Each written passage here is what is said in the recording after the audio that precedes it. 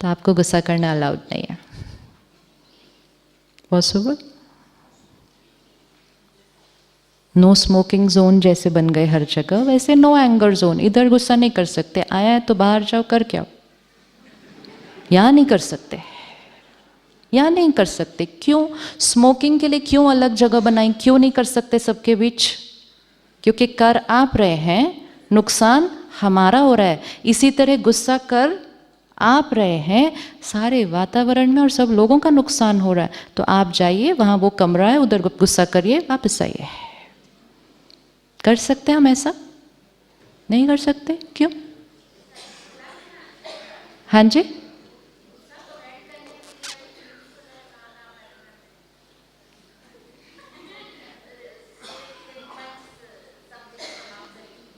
After some time we will not even have to do that. Why? जब हम अपने आप को परमिशन देते हैं ना गुस्सा करने की, तो हम दिन में दो चार बार कर देते हैं। अब जितनी बार हम करेंगे वो संस्कार क्या होता जाएगा? वो संस्कार पक्का होता जाएगा। जैसे सपोज किसी को स्मोकिंग की आदत है, तो वो कहते हैं दिन में सिर्फ 2, तो जब तक वो दिन में 2 लेंगे वो कभी नहीं छूटेगी, क्योंकि जितनी बार की तो वो आदत क्या होती जाएगी? पक्का। लेकिन अगर अब उन्होंने कहा 3 दिन बिल्कुल नहीं, तो वो 3 दिन में उन्होंने उस आदत को कमज़ोर करना शुरू किया। तो कोई भी आदत को ख़त्म करने का एक ही तरीका है सिर्फ, कि उसको कर्म में आने नहीं देना। जितनी बार वो आएगी वो सिर्फ क्या होती जाएगी? स्ट्रेंथन होती जाएगी। Don't you think we should have anger band in places of healing?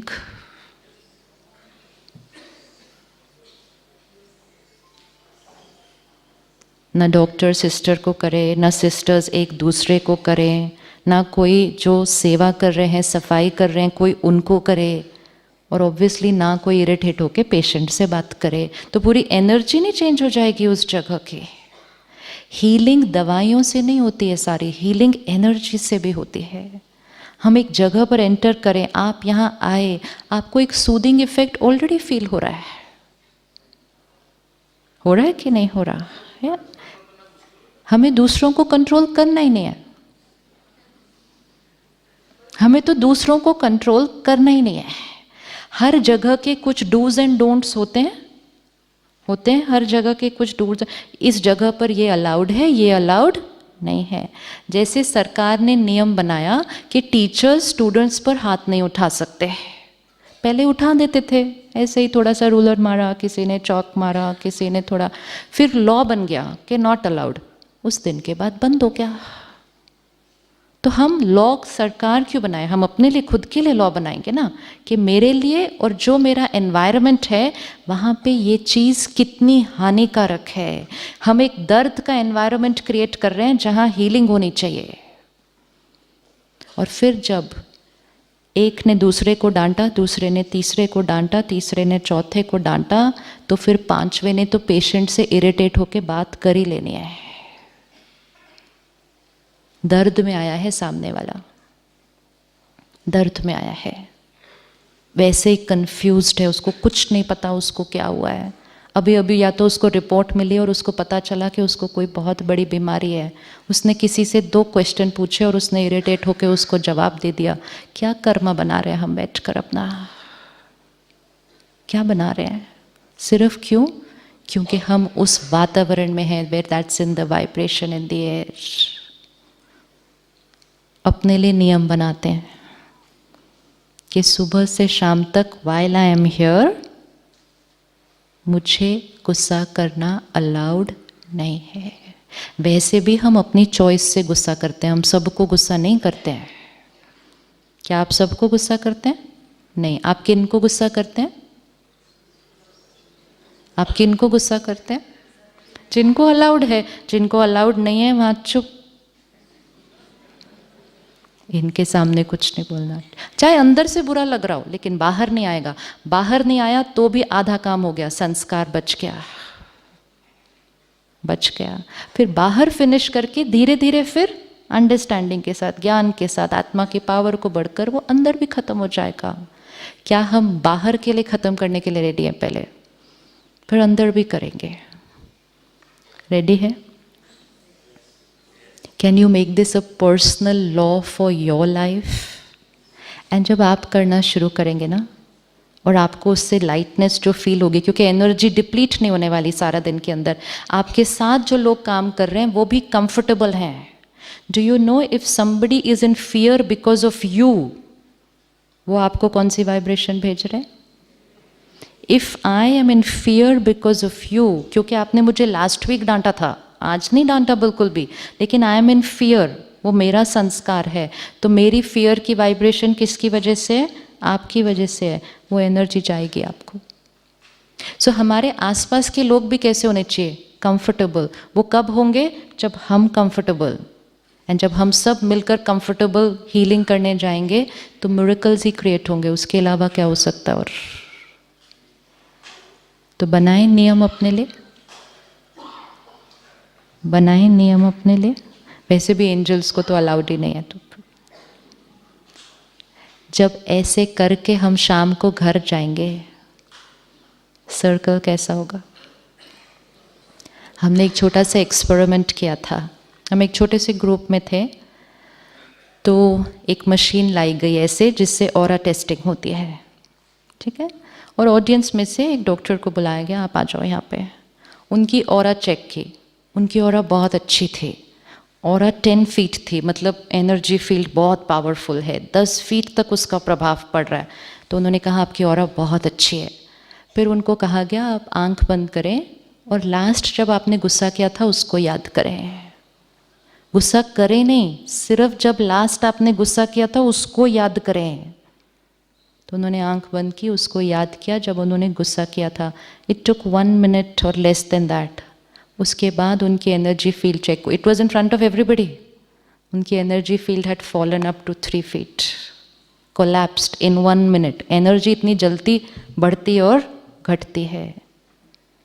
फिर उनको कहा गया अब आंख बंद करें और फिर ये थॉट क्रिएट करें, I am a pure soul, peaceful soul, it's my nature. Again 1 minute meditate करें, वापस energy field had gone back to normal. Energy का बहुत बड़ा प्रभाव है. तो छोटी छोटी बातों में अपनी एनर्जी को, छोटी छोटी बातों में अपनी एनर्जी को डिप्लीट नहीं करना, क्योंकि हम हीलर्स हैं, हम एंजल हैं, और हमारी एनर्जी का असर हमारे आसपास के लोगों पर एंड ऑफ कोर्स फिर हमारे पास जो हीलिंग के आ रहे हैं उनके ऊपर पड़ने वाला है.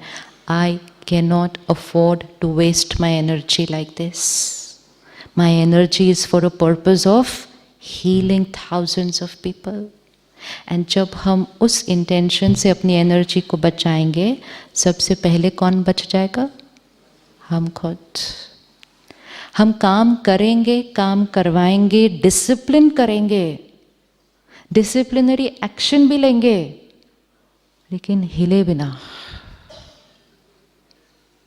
It's only a lifestyle change. These are lifestyle changes.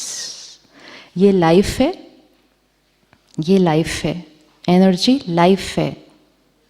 ये निकल जाए तो लाइफ ख़त्म हो जाती है. तो ये लाइफ का जो स्टाइल है उसको लाइफ स्टाइल कहते हैं. Life style is not only about what we are eating, drinking, wearing. Life style is about what we are thinking, speaking, behaving. That's my life style.